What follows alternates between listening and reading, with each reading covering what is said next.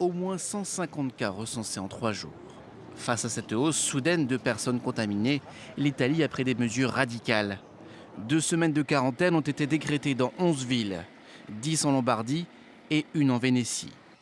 Le pays est en alerte et ses voisins aussi. Dimanche soir, le trafic ferroviaire entre le nord de l'Italie et l'Autriche a été interrompu durant quelques heures. 2 passagères allemandes en provenance de Venise présentaient des symptômes fiévreux, finalement sans gravité. À Codogno, foyer italien de l'épidémie, les autorités ont annulé toutes les manifestations, dont le carnaval local.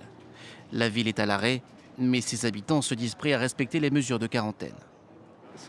S'ils ne ferment pas les routes, tout le monde va être tenté d'aller dans d'autres régions. Et ainsi, on va propager le virus sans nous en rendre compte.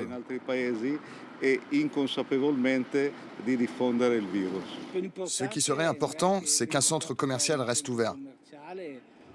Devant ce supermarché, l'un des seuls encore ouverts, il faut être patient.